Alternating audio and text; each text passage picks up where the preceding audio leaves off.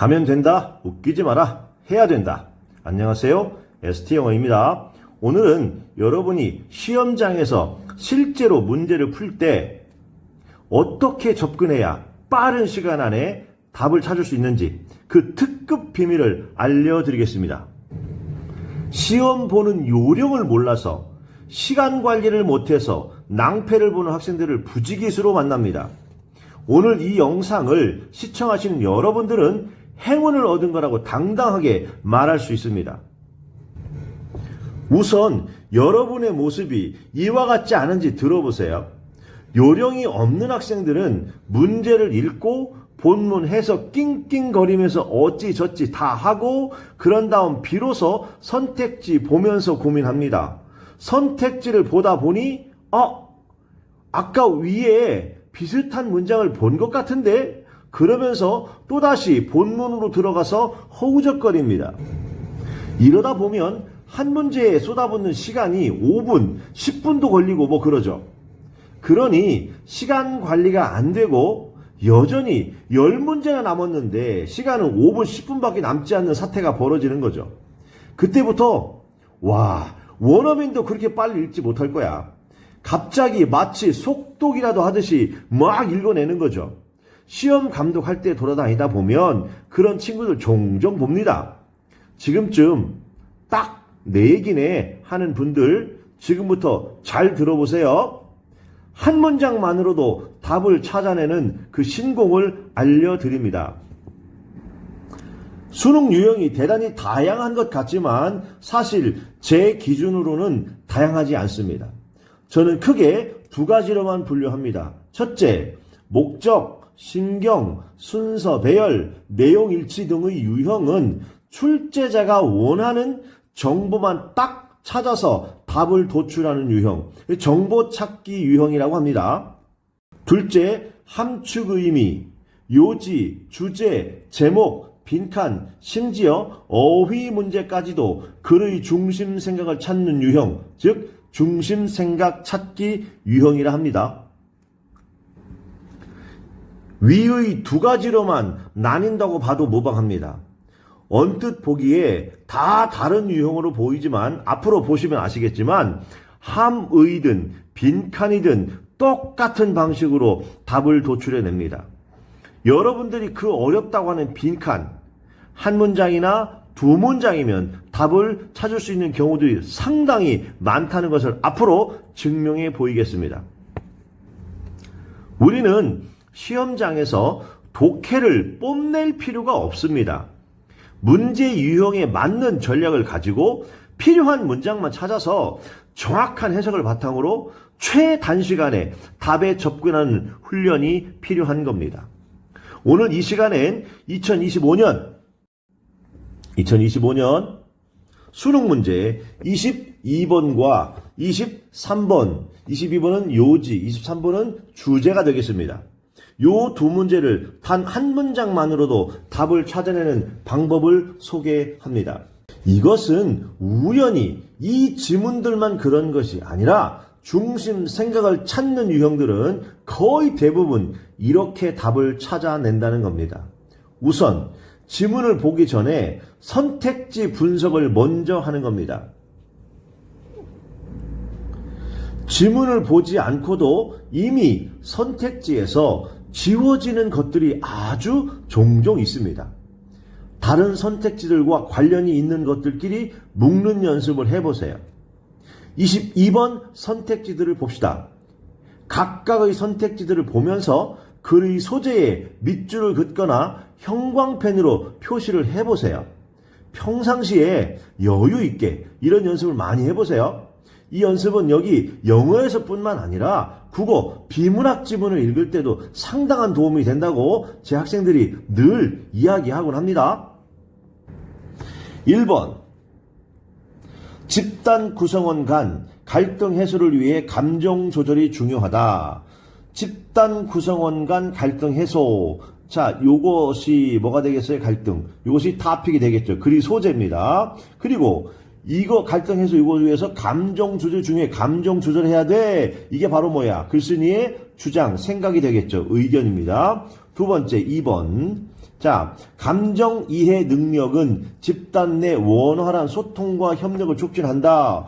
감정 이해 능력, 얘가 바로 글의 소재죠. 그리고 소통과 협력을 촉진한다. 이게 바로 뭐겠어요? 글에 대한 글쓴이의 주장이 되겠죠. 의견. 세 번째, 3번. 타인에 대한 공감 능력은 자신의 감정 표현 능력을 향상한다. 결국 타인에 대한 공감 능력이 글의 소재. 그 다음에 감정 표현 능력 향상. 이것이 바로 뭐예요? 글쓴이의 의견.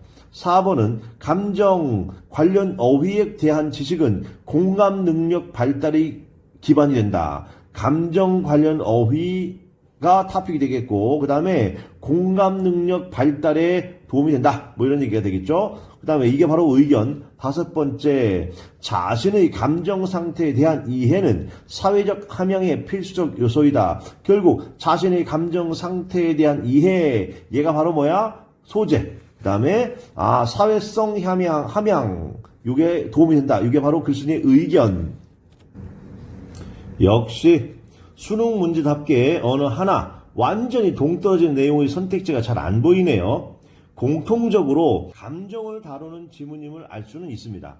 감정, 공감, 그죠? 감정 표현, 감정. 이제 이렇게 선택지 분석이 끝나면 지문의 첫 문장을 해석하러 갑니다. 때에 따라서는 두 번째 문장까지 가야 할 때가 있습니다만 내용이 잘 정리가 되면 더 이상 읽지 않아도 됩니다. 첫 문장에서도 선택지에서 했던 것처럼 해석 후에 분석해 보세요. 지문의 첫 문장은 언제나 글의 소재와 그 소재를 바라보는 글쓴이의 시각이나 의견 등이 나타나 있습니다. 그러므로 첫 문장이 핵심 문장일 확률이 대단히 높습니다. 물론 글이란 게 읽다 보면 내가 말하고 있는 첫 문장보다 더 좋은 힌트가 문장 중간에 있을 수 있죠. 그런데 그렇게 하려면 결국 지문 전체를 다 읽기 전에는 모른다는 거잖아요. 다 읽기 싫어서 이 방법을 쓰는 건데, 그렇죠? 그래서 첫 문장만 보세요. 자, 봅시다. The ability, 그 능력은 to understand, 이해할 emotions, 감정들을, 하이픈이네요. 그럼 하이픈에서 하이픈까지는 다 거품이에요.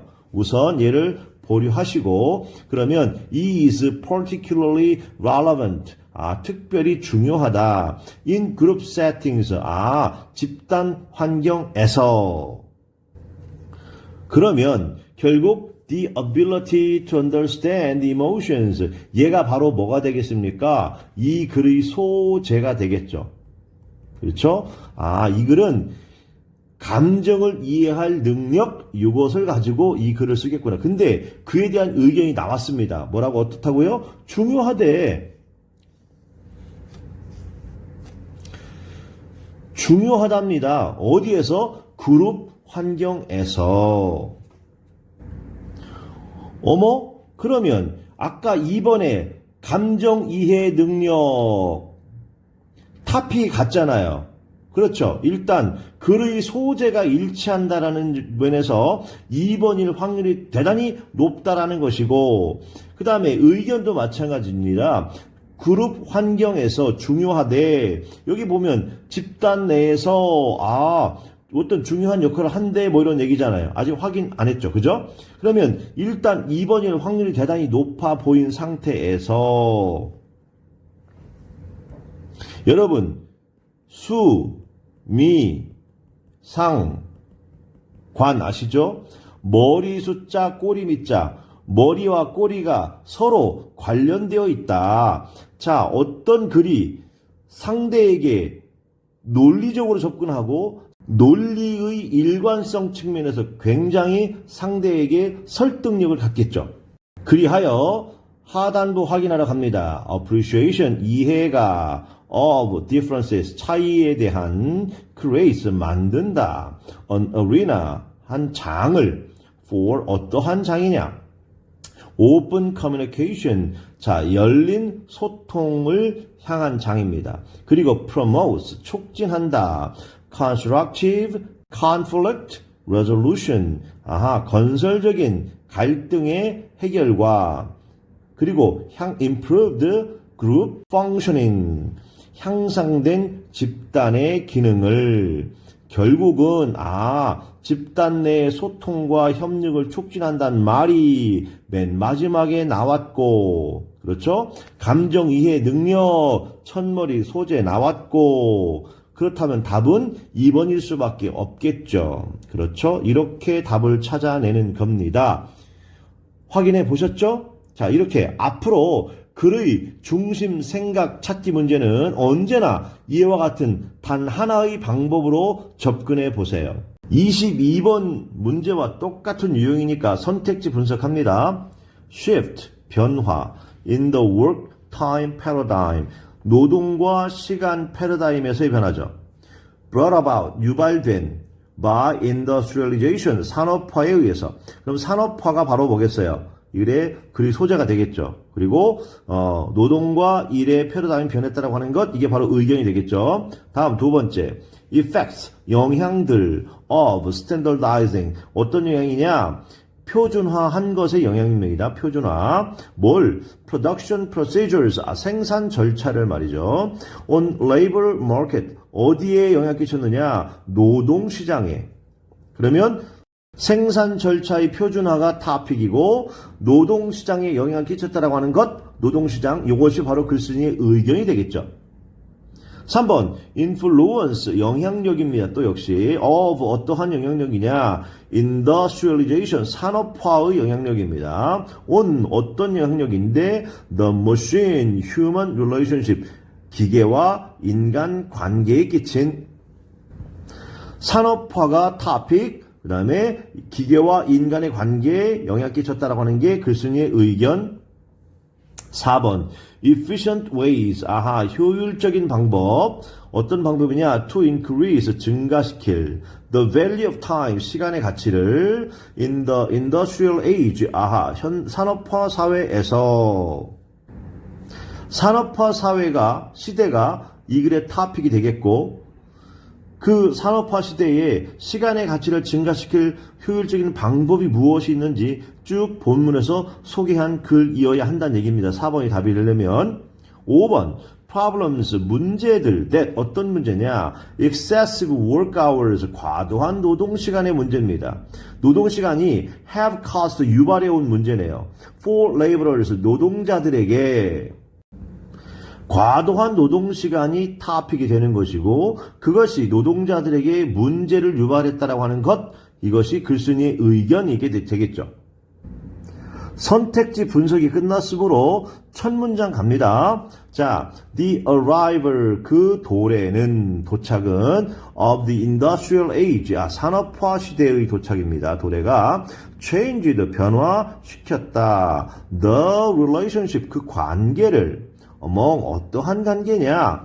time, 시간과 labor, 노동과 and, 그리고 capital, 자본, 그죠? 이런 것들 사이에서 관계를 변화시켰다. 어머나, 그러면 이 한 문장과 똑같은 문장이 있었잖아요. 어디? 바로 1번 선택지. 그렇죠? 이 1번 선택지와 뭐가 달라? 똑같잖아요. 여러분, 이렇게 단 한 문장만으로 답이 보입니다. 물론 확인 작업 가야 되겠죠. 가봅시다. 오케이?